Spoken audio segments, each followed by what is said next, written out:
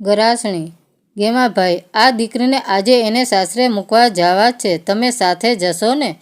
ના દરબા, 3%નું એ જ્યાં જ્યાં જોખમ ન હોય ત્યાં મારું વળાવવું ન હોય.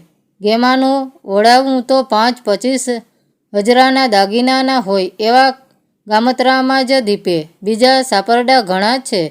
ઢોલીએ સૂતો સૂતો હોકાની ઘૂંટ લેતા લેતા આવો જવાબ દેનાર આ ગેમો. પછે ગામમાં કરડિયો રાજપૂત હતો. ગોહિલવાડા પંથકના પછે જ ગામની અંદર આવા 40-50 કારડિયાઓ ગરાસિયાઓનો પગાર ખાતા હતા. જ્યારે વઢાવે ગામત્રા સાથે જવું હોય ત્યારે પસાયતા તરીકે એ બધા પાસેથી કામ લેવાતું. પણ બધા કારડિયાની અંદર ગેમો વડાવ્યો બનીને ચાલે એ ગાડાને પડખે કોઈ લૂંટારો ચડી શકે નહીં. જેવા તેવાને તો ગેમો ઉપર મુજબના તોછડા જવાબો આપી દેતો. ગેમાને વળાવવું એ કાંઈ રમત નહોતી. એક દિવસ ગામના બાપુ ખુમાણસિંહજી તરફની ગેમાનું તેડું આવ્યું. ખુમાણસિંહજીની દીકરી રૂપાળીબા ભાલમાં હેબતર પર ગામે સાસરવાસ હતા. ત્યાં એ દીકરીને સિમત હતું. ખોળો ભરીને તેડી લાવવાના હતા. એક વેલડું 2 છોડીઓ ભેળો ગેમો તેમજ બીજો એક કારડિયો એ બધા હેબતર પર ગામે બાને તેડવા ચાલ્યા.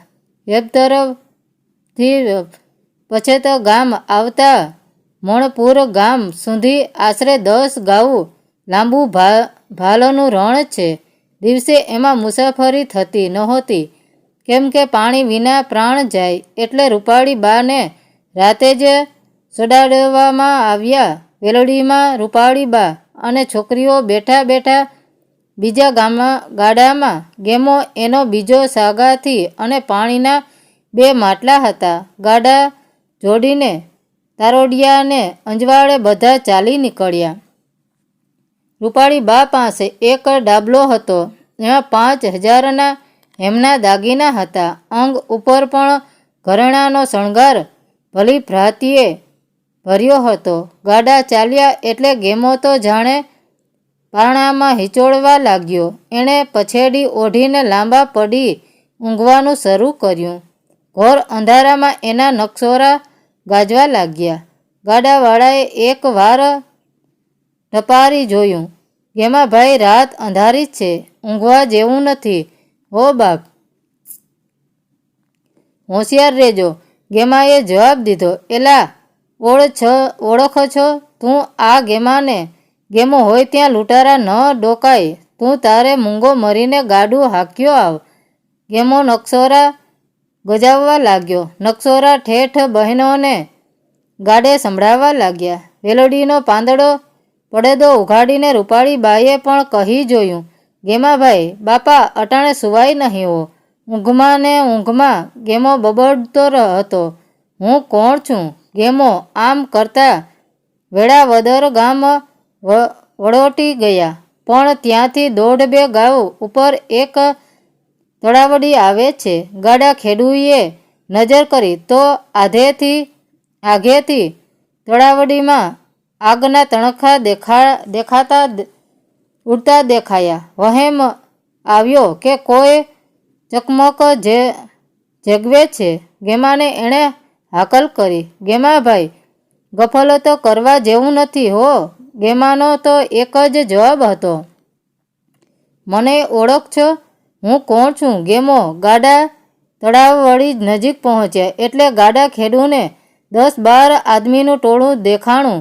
એની છાતી ધડકી ઉઠી. ગેમાને એણે ઢંઢોર્યો, પણ ગેમો કાંઈ ઉઠે એ તો ગેમો જોતજોતામાં તો અંધારે 12 જણા વેલણું ઘેરીને ઊભા રહ્યાને પડકાર કર્યો.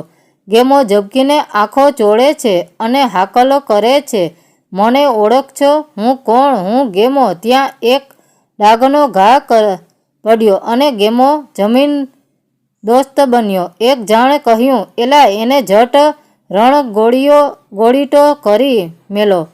લૂંટારાઓએ એને બેસાડીને એના હાથ પગને એક બંધે બાંધ્યો. પગના ગોઠણ ઊભા કરાવી પછી ગોઠણ નીચે સોસરી એક લાકડી નાખી એક ધક્કો દઈ દડાની મારફત ગડબડાવી દીધો. આ ક્રિયાને રણગોટીડો કહે છે.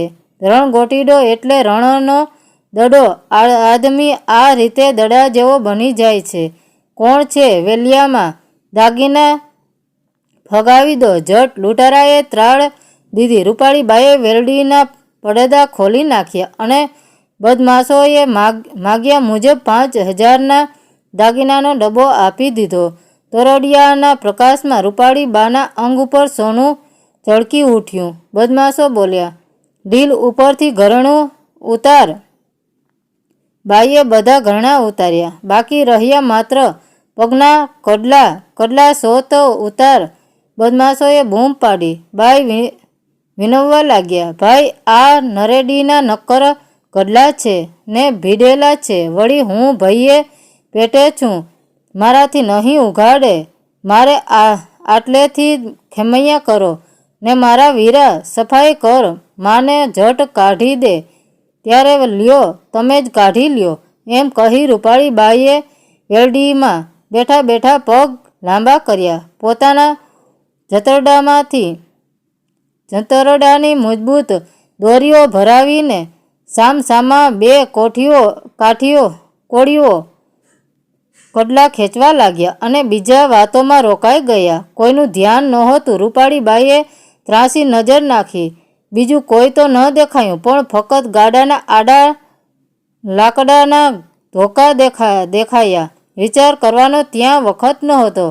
કામી લૂંટારાઓએ રાજપૂતાણીના શરીરને મસ્કરી કરતા હતા. રૂપાળીબાઈએ એક આડું ખેંચ્યું અને નીચે બેસી કડલા ખોલનાર 2 જણને પોખરી માથે આકેક ઘા કર્યો. બંનેની ખોપરી ફાટી ગઈ.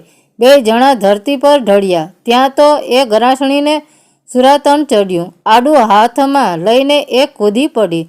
10 માણસોની લાકડી પોતાના અંગ પર પડતી જાય છે. માર વાગતા પોતે ગોઠણભેર થઈ જાય છે. પછી ઉઠીને આડાનો ઘા કરે છે. એ ઘા ચંડી રૂપે ઘૂમતી એ સત્રિયાણીનો ઘા જેના પર પડે છે તે ફરી વાર ઉઠવા નથી આપતો. 18 વર્ષની ગર્ભવતી ગરાસણી લાકડીનો ઘા અને તલવારોનો ઝટાકા ઝીલતી ઘૂમે છે. એવામાં જે દુશ્મનો પડ્યા તેમના એકની તલવાર એના હાથમાં આવી ગઈ. એટલે પછી તો જગદંબાનું રૂપ પ્રગટ થયું. બચેલા બદમાશો પાયમાલ પલાયન કરી ગયા. ગેમો ગોળટીયો થઈને ઝાખરમાં પડેલો હતો. બાઈએ કહ્યું, છોડી નાખો એ બાયલાને. છૂટીને ગેમો ચાલ્યો ગયો. મોં ન બતાવી શક્યો.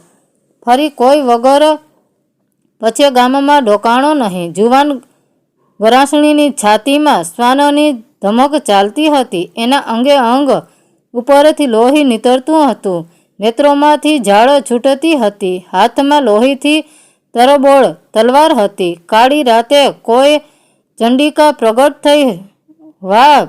ગરાસણી વનના ઝાડવા જોઈ રહ્યા હતા. ગાડામાં બેસવાની એણે ના પાડી. ધીંગાણું કરનાર માનવી બેસી શકે નહીં. એના શરીરમાં સુરાતન ફાટફાટ થાતું હોય છે. ચાહે તેડલા ઘા પડ્યા હોય પણ એ અગાઉના ઘાવ ચાલી શકે એવું લોહી શાંતિ પામે નહીં. રૂપાળીબા ચંડી રૂપે ગાડાની પાછળ ચોપાસ નજર કરી ચાલી નીકળ્યા. સવાર પડ્યું ત્યાં મણમપુરનું પાદર આવ્યું. એ એમના મામા દાદાભાનું ગામ હતું. મામાને ખબર મોકલાવ્યા કે ઝટ કસુંબો લઈને આવે. કસુંબો લઈને મામા હાજર થયા. દીકરીને જખમોની પીડા ન દેખાય માટે કસુંબો લેવરાવ્યો. મામાએ આગ્રહ કર્યો, બેટા અહીં રોકાઈ જાવ. ના મામા, મારે જલ્દી ઘેર પહોંચવું છે. માને અને મારા બાપુને મળી લેવું છે. બહેન પછી તે ગામમાં પહોંચે તે પહેલાં તો બહેનના ધીંગાણાની વાત પ્રસરી ગઈ હતી. તમામને ચેતવણી દેવામાં આવ્યા હતા કે કોઈ એના વખાણ ન કરશો. ઉલટું એની પાછી પડવા જેવા વેણ કહેજો, નહીં તો બહેનને ચમક ઉપડશે. ચમક ઉપડશે એટલે માણસ મરી જાય. લોહીએ નીતરતા બહેન આવ્યા. બહેનને ઢોલિયામાં સુડાવ્યા. બધાએ ઠપકો દેવા લાગ્યા. બેટા બહુ અઘટિત કર્યું. 5,000ના ઘરેણા જાત તો કાંઈ બાપુને ખોટ આવી જાત. એક પહોરમાં તો એનો જીવ ચાલી ગયો, પણ એનો ઇતિહાસ હજુ સુધી નથી ગયો. ગરાસણી.